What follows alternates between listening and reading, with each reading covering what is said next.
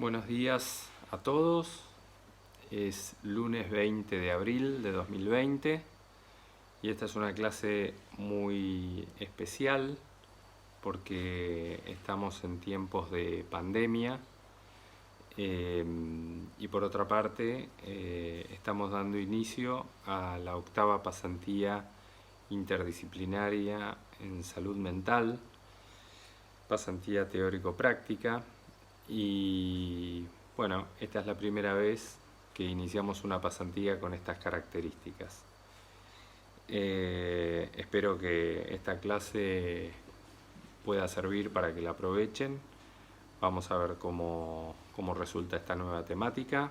Yo soy, como están leyendo ahí en pantalla, el doctor Néstor Tamburini, el jefe del Servicio de Salud Mental y también el director de estas pasantías. Y ahí van a poder ver otros datos sobre mi carrera profesional.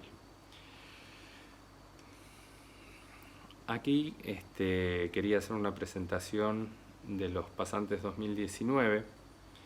Ese fue el día que egresaron de la pasantía. Fue realmente un momento muy grato para nosotros, porque en ese momento era el séptimo año que estábamos entregando los diplomas a todos los alumnos. Yo realmente espero que a fin de este año también podamos hacer lo mismo con ustedes y que esta clase se pueda compartir a distintas personas que quieran aprovechar el contenido. Por eso van a ver que vamos a ir cambiando de pantalla y cambiar de pantalla también es como cambiar un poco de escenarios. En esta diapositiva que están viendo, que titulé Conceptos de hoy, ustedes van a ver que vamos a trabajar varios conceptos. Puse casi todos acá. Ven el de emergente, consultante, paciente, motivo emergente, setting, encuadre, ley, reglas, normas, etiquetas diagnósticas, asistencia, problema, conflicto, tratamiento y seguramente a lo largo de la clase vamos a ir desarrollando algunos más. Lo que están viendo ahí es una diapositiva donde está la licenciada Mara Segovia y estoy yo hace una semana con el inicio del uso de los tapabocas. Entonces le puse entendiendo lo nuevo e incierto COVID-19 para adaptar la clínica a los nuevos entornos. Así es como tenemos que trabajar. No adaptando el entorno a la clínica, sino la clínica que practicamos a los nuevos entornos. En esa adaptación se incluye una modalidad de supervisiones virtuales. Nuestras supervisiones siempre son los jueves de cada semana. Siempre contamos con invitados de la Asociación Psicoanalítica Argentina, que pertenecen también a la Red Iberoamericana de UNESCO, también profesionales que son de la Universidad del Salvador. Entre ellos está la doctora Azucena Borel, el doctor Eduardo Drukarov de la Asociación Psicoanalítica Argentina, la licenciada Agustina Fernández. Son algunos de los profesionales que nos visitan y donde también un jueves al mes yo estoy a cargo de la supervisión de todo el equipo. Bien.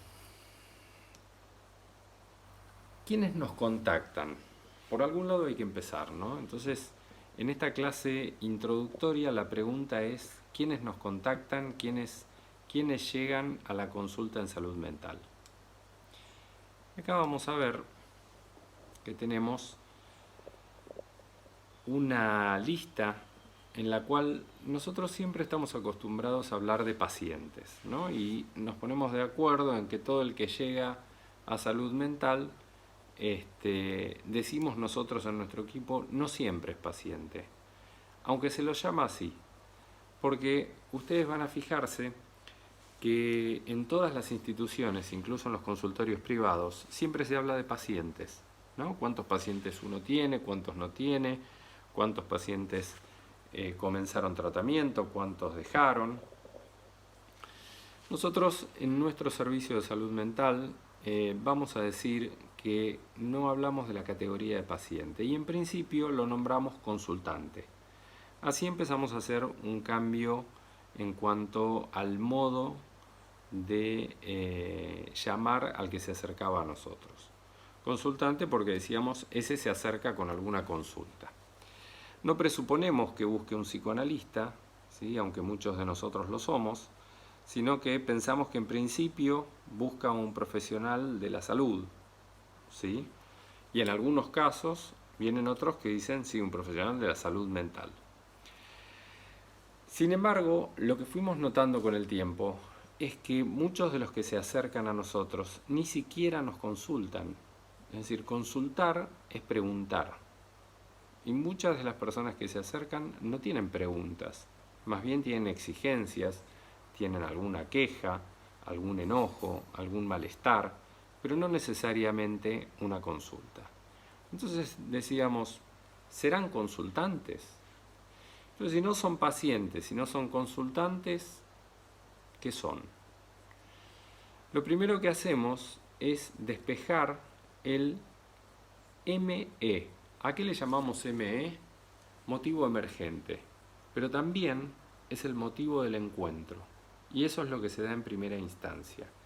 Después les voy a hablar un poco de a qué le llamamos emergencia. ¿Qué hacemos con esto? Lo alojamos en un dispositivo al que llamamos entrevista de presentación y es distinto de la clásica admisión de pacientes. Esto es muy importante que lo tengan en cuenta. En la mayoría de los servicios de salud mental, ustedes van a escuchar hablar de entrevistas de admisión de pacientes. Para nosotros no está el presupuesto de pacientes, ni tampoco hablamos de entrevista de admisión, porque no vamos a admitir o no al que está en esa entrevista, sino que ya por estar en la entrevista lo consideramos su presentación, es decir, un primer encuentro. La modalidad es bajo la forma de un agrupamiento espontáneo que es bastante distinto de lo que se conoce como un grupo o una terapia grupal. Hablamos de agrupamiento espontáneo. Genera defensas particulares que son muy diferentes a la de la entrevista individual. ¿Por qué hablamos de agrupamiento? Esta es otra diferencia conceptual para los que trabajamos con grupos.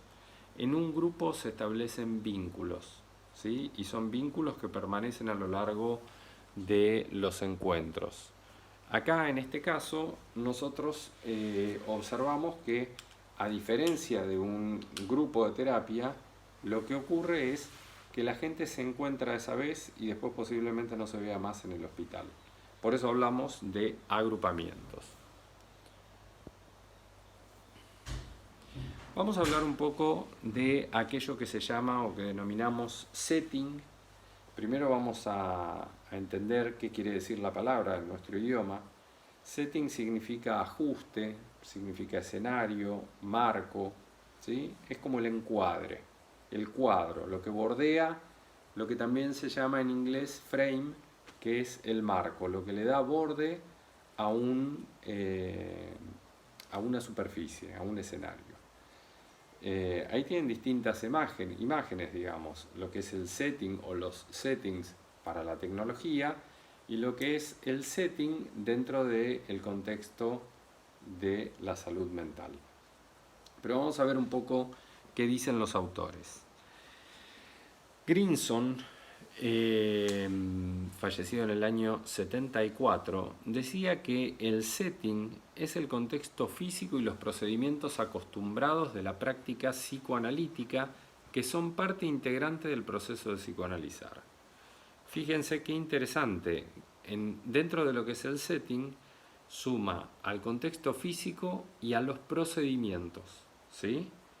O sea, lo fáctico con una manera de proceder que es subjetiva. Los procedimientos son subjetivos, es como cada psicoanalista o cada profesional de la salud mental es, cómo desarrolla su profesión. Y dice, el ambiente analítico influye en los diversos procesos que se desarrollan en el tratamiento analítico. Facilita y maximiza la aparición de todas las reacciones. Entonces, ahí setting y encuadre están como sinónimos, ¿sí? Echegoyen, fallecido en el año 2016, un psicoanalista muy valioso de nuestro país, decía, vimos también que la situación analítica requiere un marco para establecerse. ¿Qué es el marco? El encuadre, setting, donde yacen las normas que lo hacen posible. Hasta acá, en el campo del psicoanálisis, teníamos una serie de definiciones que equiparaban setting con encuadre. Pero ahora les voy a mostrar que hay un autor también argentino, que es el doctor Moti Ben-Shakar, que es el director de la maestría en psicoanálisis en la Asociación Psicoanalítica Argentina y la Universidad del Salvador, que define al setting como un constructo teórico funcional que se arma de modo artificial con el propósito de optimizar las capacidades procesales del paciente. Perdón, acá me voy a corregir porque la diapositiva me jugó una mala pasada. Acá lo que está definiendo es encuadre, y ahora vamos a ver las diferencias entre setting y encuadre. Entonces vamos de nuevo. El encuadre para Moti Ben-Shakar, psicoanalista argentino, es un constructo teórico funcional que se arma de modo artificial con el propósito de optimizar las capacidades procesales del paciente para modificar un funcionamiento que le genera sufrimiento. Ven que está resaltado constructo teórico funcional y capacidades procesales del paciente. Bien, eso se refiere al encuadre. Yo ahí puse setting y encuadre, y la diferencia que les marco para Ben-Shakar es que el setting se da en el precontacto, mientras que el encuadre es característico del postcontacto. Esta es una diferencia que marca con los otros autores que les mencioné antes. Para los otros autores es sinónimo setting y encuadre. Ben-Shakar hace una división que es muy coherente con su desarrollo teórico, donde él diferencia muy bien lo fáctico de lo psíquico. Entonces fíjense que acá todo lo que tiene que ver con el setting va a quedar del lado del precontacto y va a decir que es todo aquello que tenemos establecido como nuestro modo de trabajar, lugar, diván o no, por ejemplo, si hay reloj o no, y el marco teórico de referencia sumado a la disposición en la que yo tengo las cosas en mi consultorio. Quiere decir que si bien yo estoy hablando de lo fáctico y uno podría decir el marco teórico de referencia no es lo fáctico, y es claro, el setting se refiere a todo lo que está en ese, ¿vieron? Como en un set de filmación.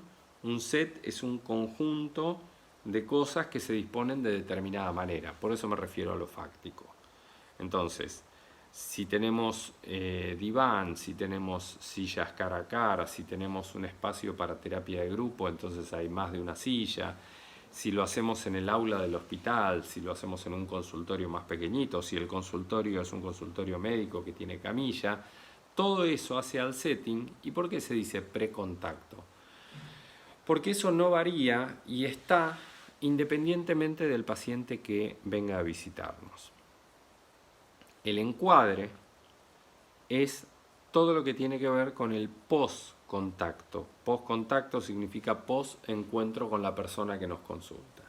Todo aquello que se fijará acorde a la legalidad, presten atención a esta palabra, legalidad psíquica de cada consultante y de las posibilidades de la institución a los fines de promover el desarrollo de capacidades procesales. Entonces, encuadre va a tener que ver con qué horario ubico a ese paciente, si es en forma privada, cuáles son los honorarios, cómo va a pagar los honorarios, la duración de la sesión, si va a ser media hora, 20 minutos, 15, una hora y 10. Eso lo voy a fijar siempre más circunscripto a la legalidad psíquica de cada paciente. Para entender un poco el concepto de ley o de legalidad al que hace referencia el doctor Ben-Shakar, voy a definir un poco primero a qué llamamos ley. Ley son los preceptos estructurantes que rigen en las distintas culturas o religiones. Por ejemplo, los 10 mandamientos se los designan como las tablas de la ley.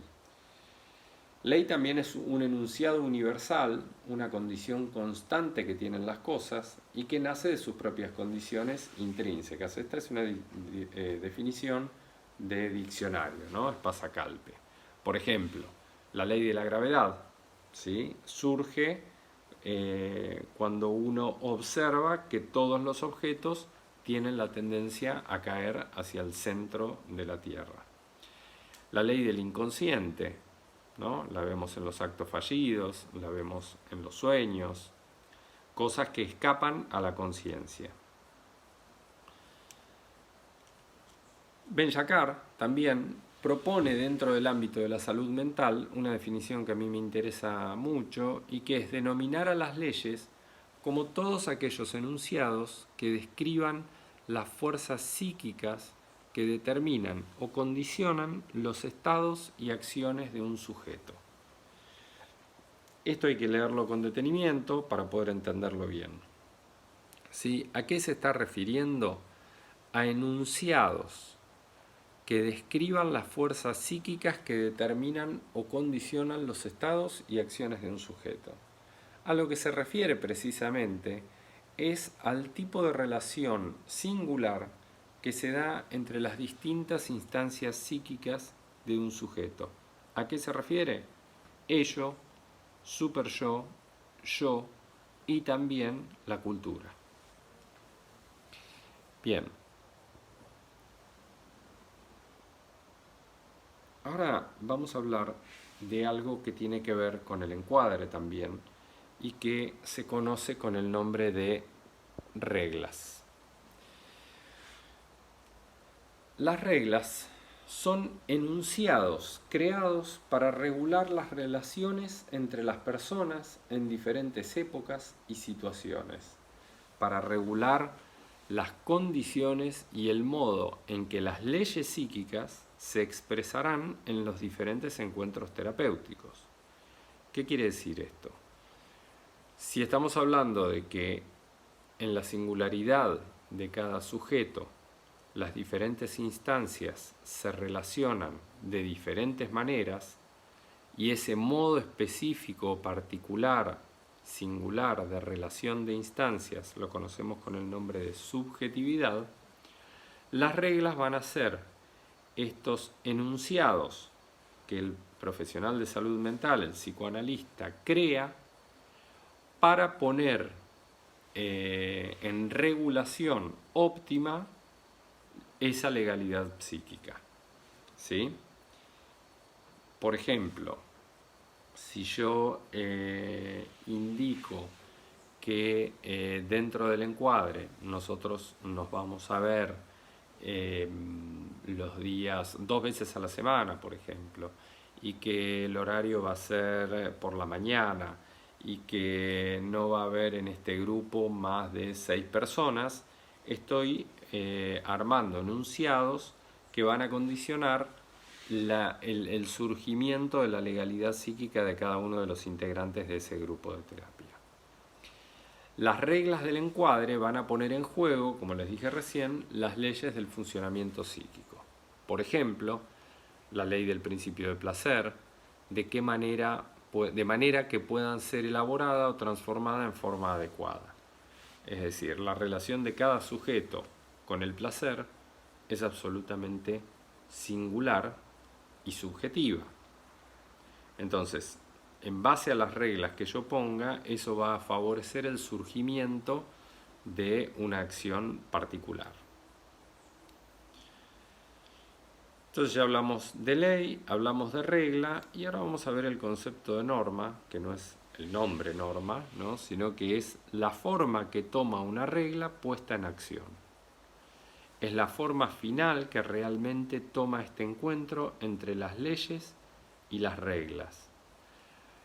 Es lo que realmente ocurre en el tratamiento desde la perspectiva instrumental y pautas de relación, tiempo, frecuencias, lugares. Bien, lo que yo les estaba diciendo recién como la regla que se va a establecer, una vez que se pone en funcionamiento en consonancia con la legalidad psíquica, es lo que se va a denominar como norma.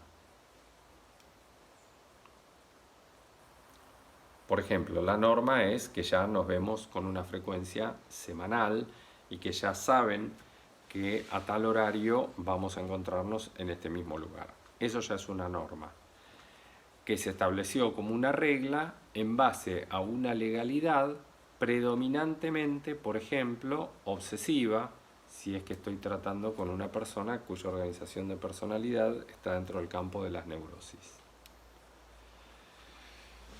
Acá lo más complejo de esta modalidad que estamos iniciando así de manera virtual y a través de YouTube es que lamentablemente no puedo escuchar las preguntas de ustedes, pero después las van a poder escribir, me las van a poder hacer llegar y seguramente vamos a poder profundizar en cada uno de estos conceptos y además espero que pase esto del distanciamiento que tenemos que mantener, que yo elegí llamarlo distanciamiento más que aislamiento, porque creo que no estamos aislados, ¿sí? Alguien que está aislado no se puede comunicar con nadie, está encerrado, no tiene ninguna forma de comunicación con nadie. Nosotros no estamos en una isla, todavía podemos comunicarnos, todavía podemos encontrarnos, solo que estamos buscando nuevas maneras de adaptarnos a una distancia que cambió todo nuestro esquema conceptual, todo nuestro esquema referencial. Si se fijan en esta siguiente diapositiva, cito el texto de Freud, Consejos al médico en el tratamiento analítico, un texto de 1912, donde él postuló 12 reglas técnicas y allí define a las reglas como enunciados creados para regular las relaciones entre las personas en diferentes épocas y situaciones, para estipular las condiciones y el modo en que las leyes psíquicas se expresarán en los diferentes encuentros terapéuticos. Esto no es de Freud, sino que es una cita de Ben-Jacquard, pero donde Freud cita a los 11, creo que son, consejos al médico que da como reglas técnicas. Ahora vamos a concentrarnos un poquito en la idea de diagnóstico, ¿no? Brevemente, pero para hacer un paneo por esto. Ustedes saben que en la Facultad de Psicología y Psicopedagogía de la Universidad de El Salvador, yo soy titular de una cátedra de diagnóstico y tratamiento de adultos y gerontes. Entonces trabajamos mucho con cuál es el primer diagnóstico que nosotros hacemos. Y yo siempre pienso que el primer diagnóstico que a nosotros nos surge es cómo denominamos al que se acerca a nosotros. Porque ahí ya estamos poniendo una etiqueta. Ahora, esta etiqueta, ¿quién la asigna? ¿El psicoanalista? Esa es otra etiqueta, es otro rótulo, ¿no? Porque alguien se autoriza como psicoanalista a sí mismo a partir de su análisis, de su estudio, pero otro desde afuera podría no reconocer que uno es el psicoanalista. Ese podría pensar que el que está en un hospital en el servicio de salud mental es un psicólogo, o es un psiquiatra, o es un psicopedagogo. No lo sabe. ¿Cuándo asignamos la etiqueta diagnóstica? ¿A quién? ¿Qué pasa con la subjetividad? Estas son algunas de las preguntas, ¿no? que nosotros nos hacemos. Muchas veces escucho hablar del paciente psiquiátrico, ¿sí? El enfermo mental. Y eso es un rótulo que aparece con el sello de diagnóstico. Ahora les pregunto, para que pensemos juntos, ¿existe el paciente psiquiátrico? Si existe, también tendríamos que hablar de un paciente psicológico, de un paciente psicopedagógico, de un paciente musicoterapéutico. ¿No les parece? De un paciente cardiológico, aunque en general se habla del paciente cardíaco. Pero fíjense algo, una cosa es denominar, primero ya en el nombre paciente estamos haciendo todo un diagnóstico. Si además le sumamos la especialidad que lo trata, me parece que estamos entrando en un terreno bastante más complejo, ¿no? Porque después queremos trabajar, como esta pasantía, como el nombre, de manera interdisciplinaria. Pero si el paciente es psiquiátrico o fuera psicológico, más que interdisciplinariamente, el abordaje parecería ser un abordaje de una única especialidad. La mayoría de los consultantes que llegan a nosotros ya vienen con un diagnóstico. ¿Cómo lo traen? En principio porque tienen entrevista con el doctor Google, que es quien les da su primer diagnóstico, muchas veces. Otras veces ya se los da el médico clínico que conocen en la guardia o el que los atiende desde hace muchísimos años, médico que también muchas veces los medica con psicofármacos. Y el tercer caso vienen diagnosticados por algún psicólogo o psiquiatra. También no lo puse acá, pero los diagnósticos los hace a veces un vecino, un amigo, un pariente. ¿Cuáles son los riesgos del diagnóstico de esta manera? Bueno, uno de ellos es la identificación al diagnóstico, que lo que hace es sustituir al nombre propio. Se instala como un nombre. La persona se presenta y dice, por ejemplo, soy depresivo. Soy paciente depresivo. Yo soy un paciente bipolar. Soy un paciente esquizofrénico. Bueno, claro, si yo tuviera todos estos diagnósticos estaría esquizofrénico. La indiferenciación con aquellos que llevan el mismo diagnóstico, por ejemplo, el ataque de pánico, la depresión, bipolar, estrés postraumático, surge porque se empiezan a identificar a un apellido común, que es el diagnóstico, y eso los ubica como hermanos dentro de una misma familia, lo cual genera pasivización, victimización y pérdida de la singularidad. Bueno, todo este PowerPoint que estamos viendo acá, yo se los voy a compartir a través de Google Drive y bueno, espero que no sea muy denso lo que están viendo y que me puedan seguir. Acá no les puedo preguntar si me siguen porque nadie me contesta, pero vamos a seguir un poquito más, vamos a avanzar y lo que voy a hacer ahora es hablar un poco sobre lo importante que es tener en claro qué es lo que buscamos. Lo principal es escuchar al que llega. Ven que no digo al paciente, no digo al médico, que también puede llegar a nuestra consulta. No hablo de una víctima, no hablo de un damnificado. Escucho la singularidad del que llega. ¿Qué tipo de encuadre voy a estructurar? Bueno, tengo que conocer algo de esa legalidad psíquica de la que les estuve hablando hace un momento. ¿Para qué intervenimos nosotros? Intervenimos para calmar, para asistir puntual o momentáneamente, intervenimos para hacer una terapia sostenida en el tiempo. Esta diapositiva me gustó mucho, ya la presenté en algún congreso, porque en psicoanálisis se habla todo el tiempo de la atención flotante.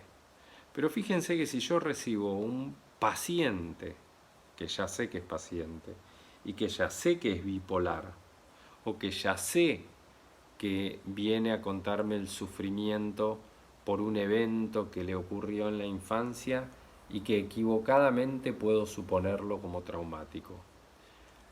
El problema de esto es que la atención flotante ya no flota. Es una atención rigidizada, coagulada, que dirige mi escucha y dirige el tratamiento en un único sentido que ya está premarcado por el diagnóstico que estoy afrontando. Una pregunta que hago a los alumnos es: ¿un psicoanalista estipula una o más metas terapéuticas o debe trabajar sin metas? ¿Qué creen ustedes? Según sea la meta que nosotros nos planteemos, va a ser la regla que pongamos en torno a la ley. Cada momento de la terapia puede implicar distintas metas. En algún momento puede ser aliviar el sufrimiento o trabajar específicamente con algún síntoma que es inhabilitante, o ser simplemente cometabolizadores ¿Saben lo que es un agente cometabolizador? Es alguien que ayuda en el proceso metabólico, y el proceso metabólico es un proceso de transformación. Un proceso de duelo, por ejemplo, ¿sí? Quizás necesita de un cometabolizador externo. Algunas personas lo necesitan, otras personas no. Una frase que me parece muy interesante y que es también del doctor Ben-Shahar, que como verán lo cito mucho porque tengo mucho aprecio por él y por sus desarrollos teóricos, es que no podemos modificar lo sucedido, pero sí el modo patológico de procesarlo. ¿Sí? Entonces yo digo, ya sea patológico o no patológico, nosotros tenemos la posibilidad de modificar la forma o la modalidad de procesamiento que las personas tenemos. Y eso es lo que le da sentido a nuestra tarea como terapeutas, ¿no? Cuando estamos frente a alguien que nos consulta, muchas veces decimos, ¿cómo puedo ayudar yo a esta persona? Bueno, en principio tener un sostén, tener una escucha, tener a alguien que está con la atención focalizada en lo que el otro me está contando, ya marca una diferencia bastante importante, porque no es lo que pasa con los vínculos en general.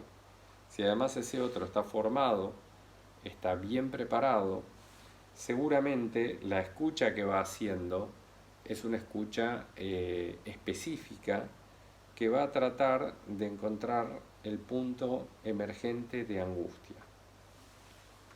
Ahora lo que quiero con esta próxima diapositiva, que ya les anticipé hace un ratito, es contarles un poco acerca del equipo en el que se desarrolla esta pasantía.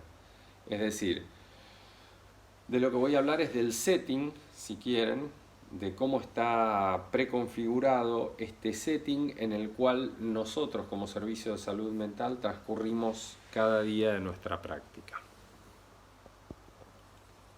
Fíjense, tenemos un municipio que es el de San Isidro. Dentro de ese municipio está el área de salud y está lo que se llama la Secretaría de Salud Pública. Depende de la Secretaría de Salud Pública el Hospital Municipal Ciudad de Bulón, que es al cual ustedes van a concurrir cuando esta pandemia concluya también. Y dentro de esta Secretaría de Salud Pública, o mejor dicho, no dentro, pero sí dependiendo de esta Secretaría de Salud Pública, hay distintos hospitales y centros de atención primaria para la salud, que ya cuando nos veamos se los voy a ir nombrando y vamos a ir conociendo. Dentro sí, ahora del Hospital Municipal de Bulón, está la dirección del hospital, y de la dirección se desprenden distintos servicios.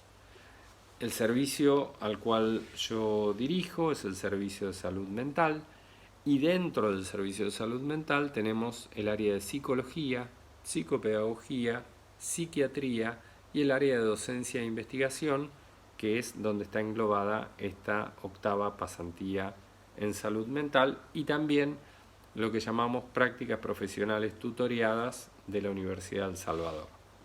También en el área de docencia incluimos todos los espacios de supervisión, presentaciones de trabajos en congresos y jornadas.